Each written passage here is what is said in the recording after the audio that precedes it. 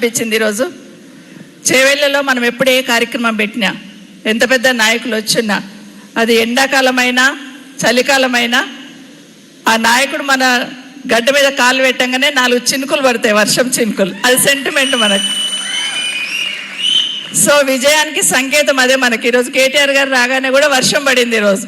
So ఖచ్చితంగా భవిష్యత్ అంతా బీఆర్ఎస్తే, మళ్ళీ వచ్చేది కేసీఆర్ గారే, మన ప్రభుత్వం అనేది ఇదే ఇండికేషన్. మరొకసారి గౌరవనీయులు మన వర్కింగ్ ప్రెసిడెంట్ గారు పగలనక రాత్రి అనక రాష్ట్రం అంతా బీఆర్ఎస్ పార్టీ కార్యకర్తలకు నాయకులకు అండగా ఉండడానికి రాష్ట్రం అంతా చుట్టేసి వస్తున్న గౌరవనీయులు కేటీ రామారావు గారికి, వేదిక మీద ఉన్న కొడంగల్ మాజీ శాసనసభ్యులు సోదరులు నరేందర్ రెడ్డి గారితో పాటు వేదిక ముందున్న నాయకులందరూ కూడా ముఖ్యమైన నాయకులే. రాంబాబు గారు ఇన్ఛార్జ్గా వచ్చున్నారు ఇక్కడ, అట్లాగే నాగేందర్ గౌడ్ గారు, అట్లాగే దేశమల్ల ఆంజనేయులు గారు, అనంతరెడ్డి గారు, చాలా మంది సోదరులు ఉన్నారు ఇక్కడ. అందరికీ కూడా వేదిక ముందు కూడా అందరు ముఖ్యమైన నాయకులే. ముందు కూర్చున్న వాళ్ళందరూ ఒకరొకరు 100 మందిని ఇన్ఫ్లుయెన్స్ చేసే నాయకులు ఇక్కడ ఉన్నారు. అందరితో పాటు ఈరోజు అందరు కూడా పెళ్ళిళ్ళు పక్కన పెట్టి పార్టీ ముఖ్యం, మిగతా తర్వాత వచ్చిన మీకు అందరికి కూడా చేతులు తోడొచ్చి నమస్కరిస్తా అన్న పేరు పేరున. మా అక్క చెల్లెళ్ళందరికీ కూడా ఒకరొకరికి మైక్ ఇస్తే గంట మాట్లాడగలుగుతారు మీరు. మొన్న ఎన్నికల్లో, మనం మున్సిపల్ ఎన్నికల్లో చూస్తున్నాం, ఎక్కడ మొక్కవోని ధైర్యంతో మేము ఫైట్ చేస్తాం, కుబేరుడైనా పర్లేదు మేము ఫైట్ చేస్తామని మన చేవెళ్ళ నియోజకవర్గంలో మీరు పోరాటం చేశారు కదా. మీకు అందరికీ కూడా ప్రత్యేకంగా ధన్యవాదాలు తెలియజేస్తా ఉన్నాను.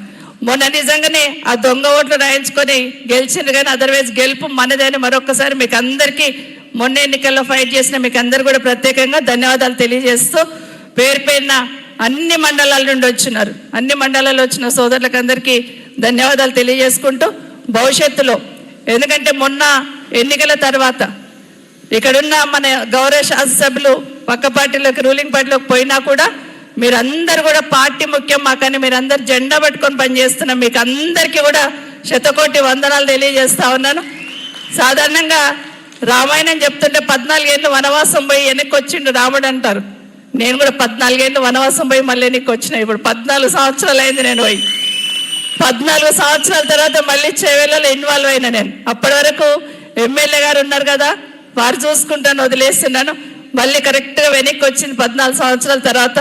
నిజంగా మీకు ఎక్కడ చిన్న ఇబ్బంది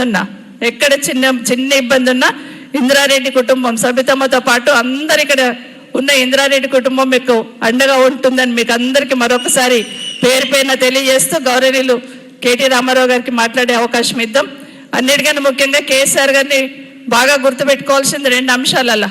మన చేవెళ్ళ అంటే బోర్ వేయనిచ్చేవాళ్ళు కాదు, కానీ కేసీఆర్ గారు వచ్చిన తర్వాత మన దగ్గర చెక్ డ్యామ్లు ఎన్ని కట్టామంటే లెక్కలేనని చెక్ డ్యామ్లు కట్టామంటే అది కేసీఆర్ గారికి దక్కుతుంది ఆ గౌరవం. దాంతోపాటు ఈరోజు రోడ్డు పనులు అవుతున్నాయి.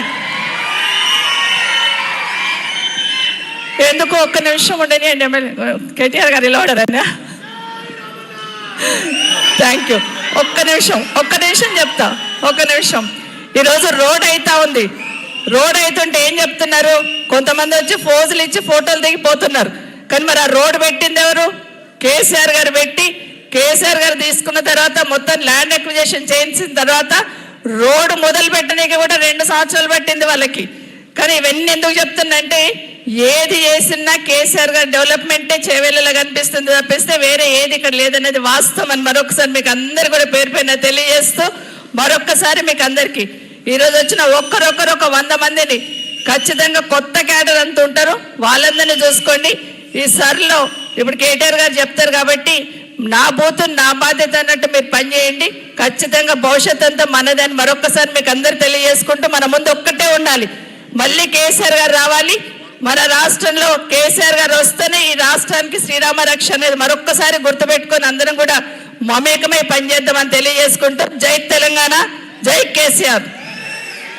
గౌరవనీయులు మన వర్కింగ్ ప్రెసిడెంట్ గారికి